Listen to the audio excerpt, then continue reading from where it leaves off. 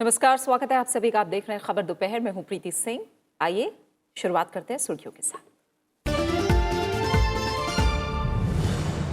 जम्मू कश्मीर के कठुआ दुष्कर्म और हत्या के मामले में 7 में से 6 आरोपी दोषी करार, 1 आरोपी बरी। पठानकोट की अदालत ने सुनाया फैसला, सजा का ऐलान अब से कुछ देर बाद।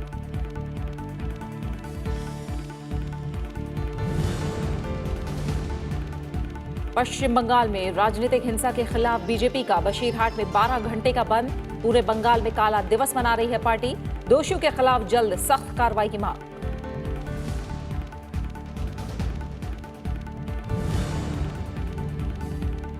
भारत श्रीलंका के बीच आर्थिक और रणनीतिक सहयोग पर प्रधानमंत्री नरेंद्र मोदी का जोर।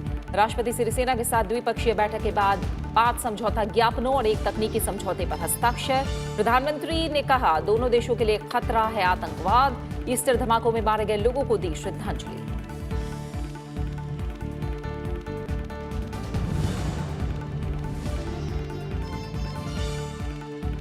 जाने माने अभिनेता, नाटककार, लेखक और ज्ञानपीठ पुरस्कार विजेता गिरीश कर्नाड का निधन। लंबी बीमारी के बाद 81 साल की उम्र में ली आखिरी सांस। राष्ट्रपति और प्रधानमंत्री ने जताया शोक।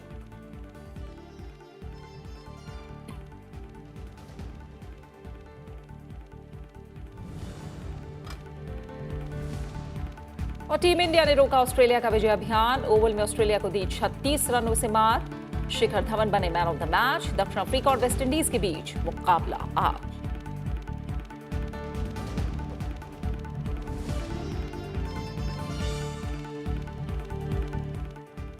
जम्मू कश्मीर के बहुचर्चित कठुआ रेप मर्डर केस में कोर्ट ने आज फैसला सुनाया है। 8 साल की बच्ची के साथ रेप करने वाले कुल 7 में से 6 आरोपियों को दोषी करार दिया गया है। 1 को बरी कर दिया गया है। पठानकोट की अदालत ने मुख्य आरोपी सांची राम समेत अन्य 6 आरोपियों को दोषी करार दिया है। अदालत ने ग्राम प्रधान सांची राम, प्रवेश कुमार, 2 विशेष पुलिस अधिकारी दीपक खजूरिया, सुरेंद्र वर्मा, हेड कांस्टेबल तिलक राज और एसआई आनंद दत्ता को दोषी ठहराया है। 8 साल की बच्ची का पिछले साल 10 जनवरी को अपहरण करके उसके साथ गैंग रेप किया गया था और बाद में उसकी हत्या कर दी गई थी। अब से कुछ देर बाद सजा का ऐलान किया जाएगा।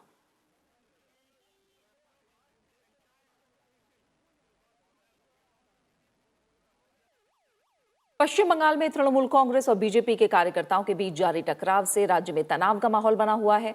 बीजेपी ने आज बशीरहाट में 12 घंटे का बंद बुलाया है और पूरे बंगाल में काला दिवस मना रही है। बीजेपी कार्यकर्ताओं ने आज कई जगह रैलियां निकाली और हत्या में शामिल दोषियों की तत्काल गिरफ्तारी की मांग की है। किसी भी अप्रिय घटना से निपटने के लिए भारी तादाद में जगह जगह पुलिस की तैनाती की गई है।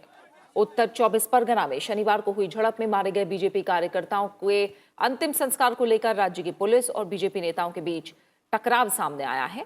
रविवार को बशीरहाट में अंतिम दर्शन के लिए पार्टी कार्यालय ले जाए जा रहे शवों को पुलिस ने रोक लिया था।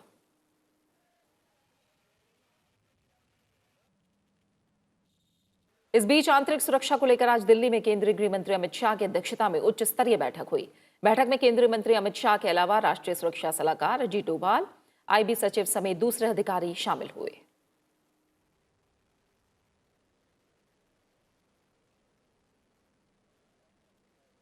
केंद्र सरकार ने पश्चिम बंगाल में जारी हिंसा पर गहरी चिंता जताते हुए कहा कि लोकसभा चुनाव के बाद भी हिंसा राज्य सरकार की नाकामी लगती है। पश्चिम बंगाल सरकार को दिए परामर्श में गृह मंत्रालय ने कानून व्यवस्था, शांति और सार्वजनिक अमन बनाए रखने के लिए कहा है। परामर्श में कहा गया है कि पिछले कुछ हफ्तों में जारी हिंसा राज्य में कानून व्यवस्था बनाए रखने और जनता में विश्वास कायम करने में राज्य के कानून प्रवर्तन तंत्र की नाकामी लगती है। परामर्श के अनुसार यह सुनिश्चित करने की पुरजोर सलाह दी गई है कि कानून व्यवस्था, शांति और सार्वजनिक अमन चैन बनाए रखने के लिए सभी जरूरी कदम उठाए जाएं।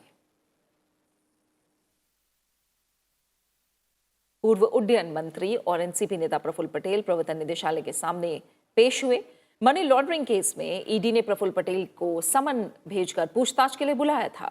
प्रफुल्ल पटेल अपने वकील के साथ ईडी के ऑफिस पहुंचे।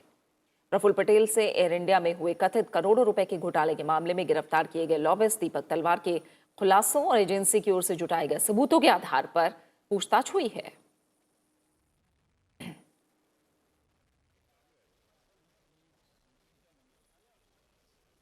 प्रधानमंत्री नरेंद्र मोदी मालदीव और श्रीलंका की सफल यात्रा के बाद कल स्वदेश लौट आए हैं। दूसरी बार प्रधानमंत्री चुने जाने के बाद ये उनका पहला विदेश दौरा था, जिसके तहत पड़ोसी पहले की नीति पर जोर रहा। कोलंबो में प्रधानमंत्री नरेंद्र मोदी ने भारत और श्रीलंका के बीच घनिष्ठ आर्थिक और रणनीतिक सहयोग पर खासा जोर दिया है।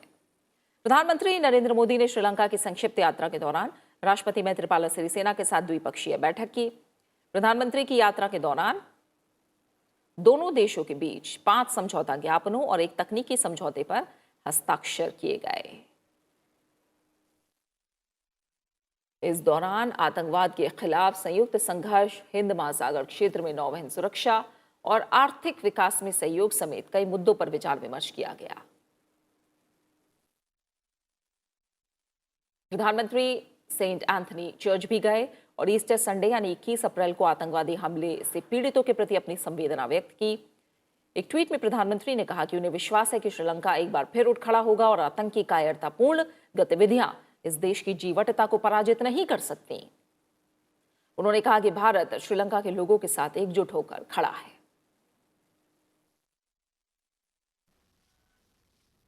प्रधानमंत्री नरेंद्र मोदी ने श्रीलंका के प्रधानमंत्री रानिल विक्रमसिंघे के साथ बैठक की। बैठक के बाद प्रधानमंत्री ने कहा कि द्विपक्षीय विकास भागीदारी को और मजबूत करने के लिए भारत का श्रीलंका को पूरा समर्थन है। प्रधानमंत्री ने विपक्ष के नेता महिंदा राजपक्षे के साथ भी मुलाकात की और विभिन्न मसलों पर व्यापक विचार विमर्श किया। प्रधानमंत्री का श्रीलंका के राष्ट्रपति भवन में रस्मी स्वागत किया गया और इस दौरान उन्होंने राष्ट्रपति सचिवालय में अशोक का एक पौधा भी रोपा।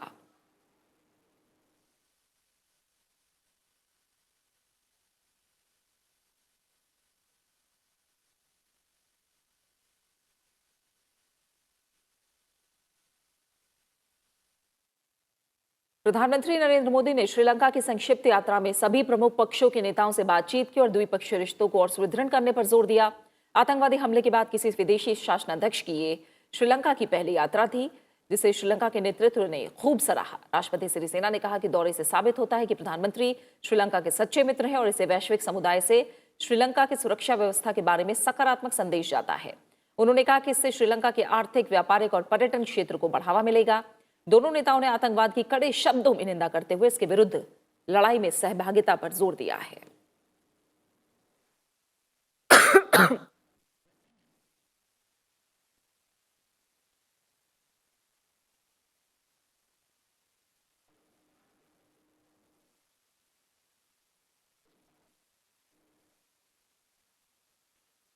प्रधानमंत्री ने कोलंबो के इंडिया हाउस में श्रीलंका में रह रहे भारतीय समुदाय के लोगों को संबोधित किया। उन्होंने कहा कि समुदाय ने दोनों देशों के द्विपक्षीय संबंधों को मजबूत करने में महत्वपूर्ण भूमिका निभाई है।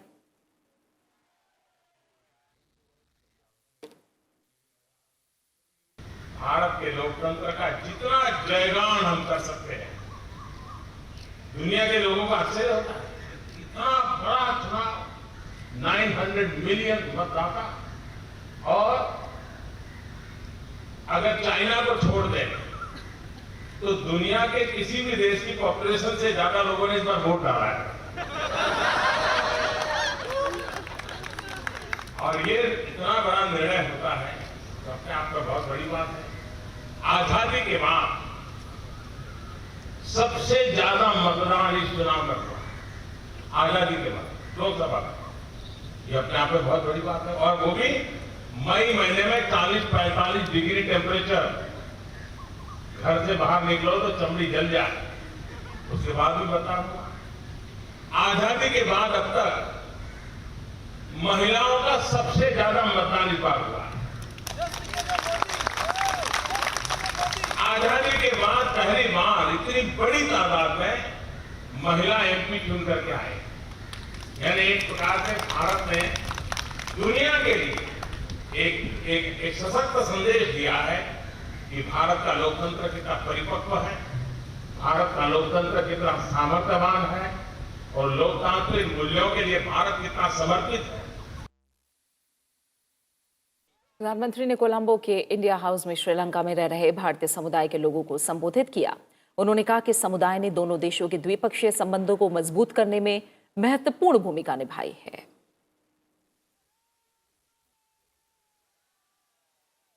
भारत संस्कारों से, लोकतंत्र से जुड़ा हुआ है।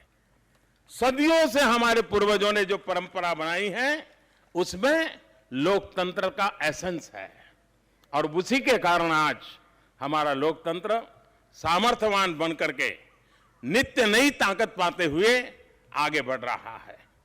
और मैंने तो चुनाव जीतने के बाद भी कहा है कि भले मतदान के समय अधिक मत, कम वोट, ज्यादा वोट वाला जीतता है वगैरह होता है, लेकिन वो सब काउंटिंग तक ही होता है। काउंटिंग होने के बाद कश्मीर से कन्याकुमारी, अटक से कटक, हिंदुस्तान एक होता है।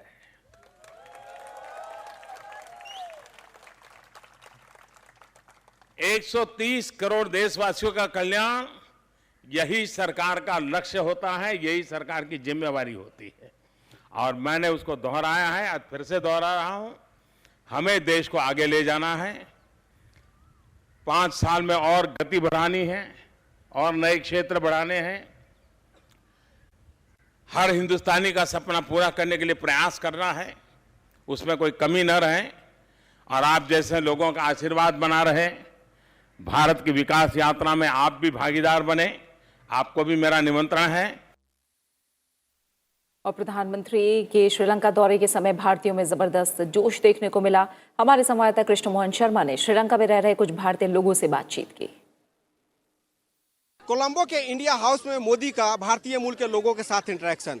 मोदी ने अपने संक्षिप्त भाषण में कहा कि भारतीय संस्कृति और परंपरा को जिंदा रखने के लिए उन्हें जितना भी काम करना पड़ेगा विदेशों में भी करते रहें। उन्होंने ये भी कहा कि बहुत सारे देशों में घूमने का मौका मिला लेकिन किसी भारतीय की शिकायत नहीं मिली क्योंकि वो संस्कृति की धनी है और इसीलिए सभी देश में भारत की जय जयकार लोग कर रहे हैं। ये मोदी जी से आपकी मुलाकात हुई, क्या लगा आपको, कैसा लगा? देखिए, हम तो सुबह से उन्हीं के इंतजार में थे और वो भारत का नाम पूरे वर्ल्ड में फेमस कर रहे हैं। हम श्रीलंका में यही उनका काम कर रहे हैं, छोटा सा। हम इंडिया का नाम यहाँ पर बहुत We just love Modi. Modi, घर घर Modi. Love Modi ji, I love Modi.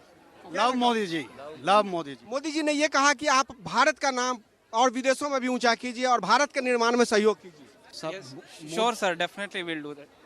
Modi ji has changed the image of India basically while going. Modi ji ने इंडिया का इमेज चेंज किया है जी। उन्होंने कहा कि भारतीय संस्कृति को जिंदा रखने के लिए और काम करने की जरूरत है। ये बड़ा अच्छा बोलते हैं। Modi ji helping overseas Indian. He's built a plantation area more than 14,000 houses.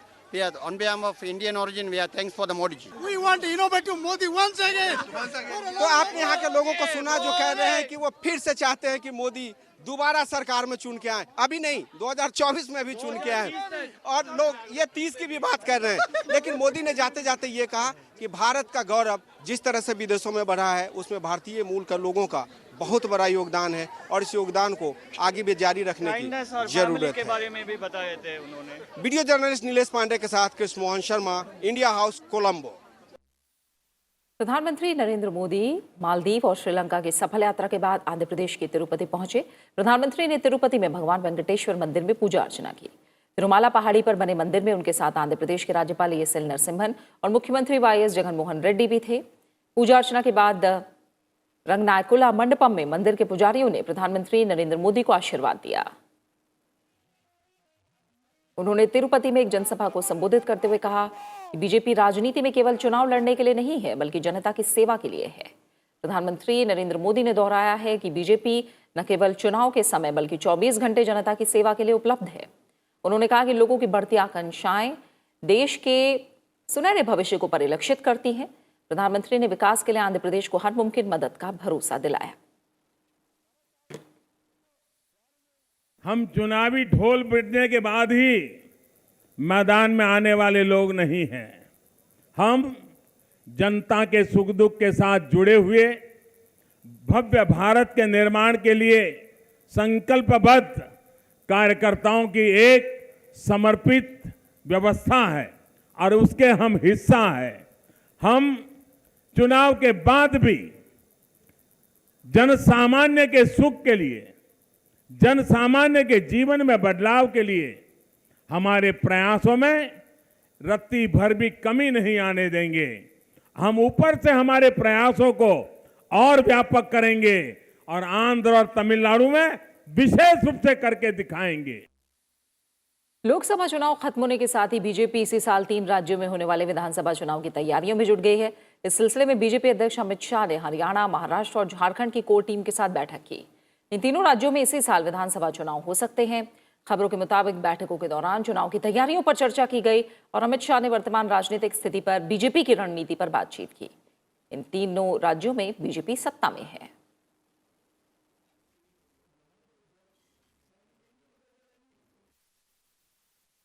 किसी भी राष्ट्र की समृद्धि इसके नागरिकों की शिक्षा पर निर्भर करती है। शिक्षा का विकास देश के विकास के प्रमुख उत्प्रेरकों में से एक है। उपराष्ट्रपति एम वेंकैया नायडू ने कल बेंगलुरु में Sathya Sai institute of higher learning के स्वर्ण जयंती समारोह के दौरान ये बात कही।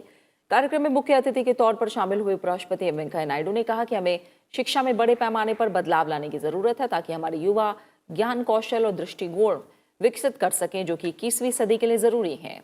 उपराष्ट्रपति ने कहा कि शिक्षा को व्यवहारिक होने के साथ ही परिवर्तनशील भी होना चाहिए।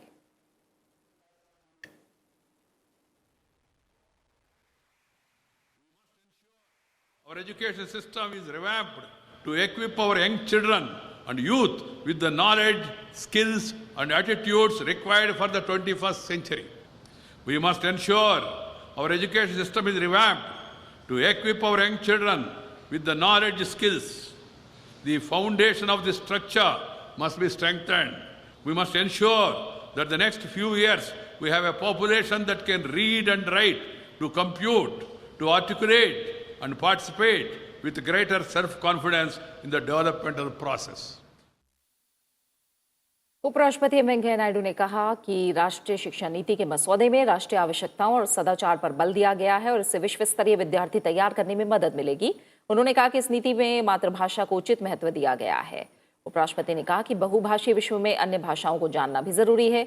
उन्होंने एक ऐसी भाषा नीति बनाने पर जोर दिया जिसमें अपनी मातृभाषा के अलावा सभी भारतीय भाषाओं का सम्मान निहित हो। उन्होंने कहा कि भारत आज एक ज्ञान आधारित अर्थव्यवस्था है। बौद्धिक प्रतिभा को अच्छे कार्यों और दयालु व्यवहार के साथ जोड़ा जाना चाहिए। The draft National Education Policy 2019 contains a number of recommendations that will potentially advance the education agenda of the country and help India move towards a higher growth trajectory. Education is not for employment. Education is for enlightenment. Education is for enhancement of your knowledge. Education is for empowerment. And education, of course, is also for employment. It calls for a paradigm language policy in which mother tongue is given its due importance. So also is proficiency in other languages required to advance in a multilingual world. Bharat ने विकासशील देशों में रोजगार सृजन और आय बढ़ाने के माध्यम के रूप में सूक्ष्म, लघु और मझोले उपक्रमों को बढ़ावा देने की वकालत की है। वाणिज्य और उद्योग मंत्री पीयूष गोयल ने जापान के त्सुकुबा शहर में आयोजित G20 शिखर सम्मेलन में कहा कि विकासशील देशों में रोजगार सृजन और व्यापार को प्रोत्साहित करने के लिए छोटे उद्योगों को बढ़ावा देना जरूरी है। वाणिज्य मंत्री सम्मेलन में टिकाऊ और समग्र विकास के लिए व्यापार और निवेश को प्रोत्साहन विषय पर आयोजित विशेष सत्र को संबोधित कर रहे थे। सम्मेलन से अलग वाणिज्य मंत्री ने ब्रिटेन, जापान, स्पेन, कोरिया और दक्षिण अफ्रीका सहित कई देशों के वाणिज्य मंत्रियों के साथ द्विपक्षीय बैठकें की। विश्व के प्रमुख वित्तीय नीति निर्माताओं ने स्वीकार किया है कि व्यापारिक तनाव जारी रहने से विश्व अर्थव्यवस्था को खतरा है।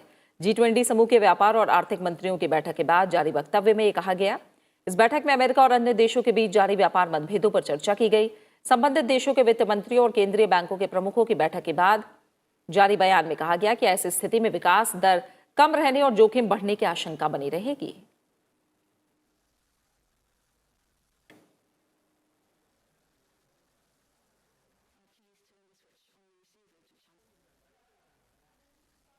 बात मौसम की। मॉनसून दक्षिणी अरब सागर, लक्षद्वीप के अधिकांश हिस्सों और केरल और दक्षिण तमिलनाडु के कुछ हिस्सों में आगे बढ़ा है। इस साल दक्षिणी पश्चिमी मॉनसून लगभग 1 सप्ताह की देरी से पहुंचा है। मौसम विभाग ने केरल में आज भारी बारिश की संभावना जताई है। वहीं तिरुवनंतपुरम के आसपास के 7 जिलों में पीला अलर्ट जारी किया गया है। अरब सागर में कम दबाव वाला क्षेत्र बना हुआ है। मौसम विभाग ने बताया है कि अगले 2 दिनों और उसके बाद ये कम दबाव वाला क्षेत्र और गहरा जाएगा और चक्रवात में बदल जाएगा। विभाग ने दूर दराज के क्षेत्रों और लक्षद्वीप समूह में भारी बारिश और तटीय क्षेत्रों में तूफान वाले मौसम की आशंका जताई है। हवा की रफ्तार के 60 किलोमीटर प्रति घंटे तक बढ़ने के आसार को देखते हुए मौसम विभाग ने मछुआरों के लिए जारी किए गए दिशा निर्देशों में उन्हें ऐसे इलाकों में ना जाने की सलाह दी गई है।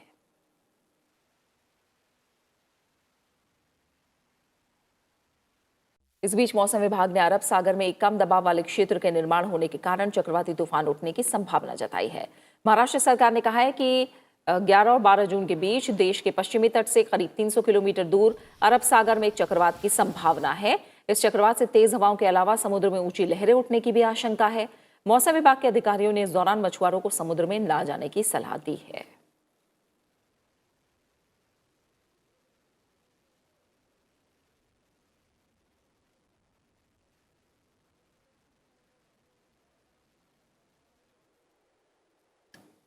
और युवराज सिंह ने अंतर्राष्ट्रीय क्रिकेट से अपने संन्यास का ऐलान कर दिया है। आइए सुनते हैं वो क्या कह रहे हैं। Shekhar and others. I would also like to thank all my sports staff who made it possible for my body to last this long, especially Nitil Patel and Ashish Kaushik. I would also like to thank national team coaches, various IPL team owners and staff, ground staff and anyone and everyone who helped me focus on cricket by taking care of the other things around it. I played with some great teams like Pakistan, winning and losing in 2004, 2006 and 2007. With Australia, losing to them in 2003 World Cup finals and beating them in 2007 World Cup T20 semi-finals and again beating them in 2011 quarterfinals of the World Cup. These were some epic battles, and I always cherish these memories for the rest of my life. The adrenaline rush playing for India, singing the national anthem before each game, touching the Indian flag, stopping every run for the team or scoring every run for the team was a complete different high. To be a part of history that was made after 28 years, I mean honestly, what more could I ask for? और अब बात करेंगे cricket world cup की।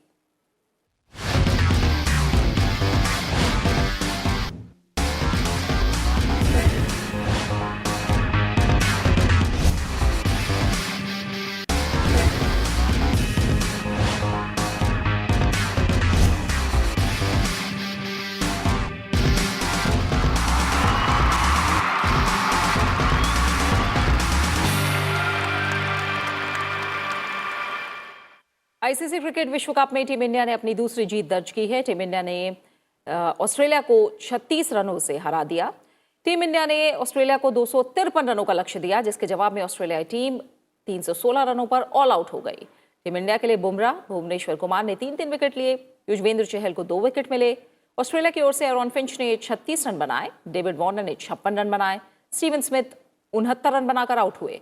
इससे पहले शिखर धवन ने 117 run बनाए। Rohit Sharma 57 run बनाकर कुल नाइल का शिकार बन गए। विराट कोहली ने भी 77 गेंदों में 82 रन बनाए। वहीं शिखर धवन को उनके शतकीय पारी के लिए मैन ऑफ द मैच चुना गया। अब भारत का अगला मैच गुरुवार को न्यूजीलैंड के खिलाफ नॉटिंघम के मैदान पर होगा। वहीं विश्व कप में आज लगातार 3 मैचों में हार झेलने के बाद दक्षिण अफ्रीका की टीम हैम्पशायर बॉल मैदान पर वेस्टइंडीज टीम से भिड़ेगी। वेस्टइंडीज टीम के खिलाफ दक्षिण अफ्रीका की टीम जीत दर्ज करते हुए टूर्नामेंट में अपने हार के सिलसिले को तोड़ना चाहेगी।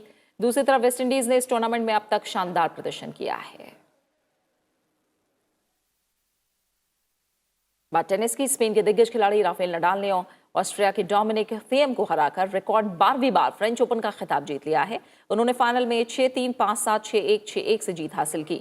नडाल के अब कुल 18 ग्रैंड स्लैम खिताब हो गए हैं। एक ऑस्ट्रेलियन ओपन, 2 बार विंबलडन और 3 बार यूएस ओपन का खिताब भी उन्होंने जीता है। स्विट्जरलैंड के रॉजर फेडरर ने सबसे ज्यादा 20 ग्रैंड स्लैम खिताब जीते हैं।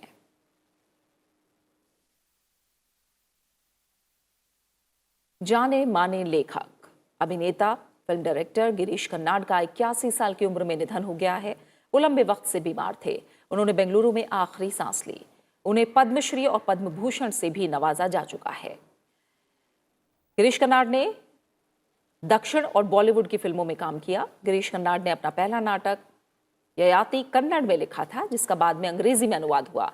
उनके चर्चित नाटकों में यताति, तुगलक, है वंदना, अंजू मलिगे, अग्निमतु माले, नगा मंडला और अग्नि और बरखा शामिल हैं। 1972 में उन्हें संगीत नाटक अकादमी, 1994 में साहित्य अकादमी, 1998 में ज्ञानपीठ पुरस्कार मिला था। कन्नड़ फिल्म संस्कार के लिए सर्वश्रेष्ठ निर्देशक का राष्ट्रीय पुरस्कार भी उन्हें मिला था। इस फिल्म में उन्होंने लीड रोल भी किया था। उन्हें 4 फिल्म फेयर अवार्ड भी मिले और हिंदी फिल्मों में उत्सव, पुकार और टाइगर जिंदा है जैसी फिल्मों में उन्होंने काम किया था।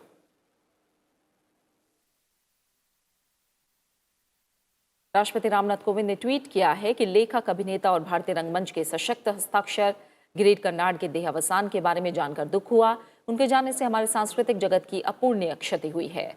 राष्ट्रपति ने उनके परिजनों और उनकी कला के अनगिनत प्रशंसकों के प्रति शोक संवेदनाएं प्रकट की हैं। प्रधानमंत्री नरेंद्र मोदी ने गिरीश कर्नाड के निधन पर दुख जाहिर किया है। उन्होंने ट्वीट किया कि गिरीश कर्नाड को सभी माध्यमों में बहुमुखी अभिनय के लिए याद किया जाएगा। उनके काम आने वाले वर्षों में लोकप्रिय होते रहेंगे। उनके निधन से दुखी हूं, उनकी आत्मा को शांति मिले।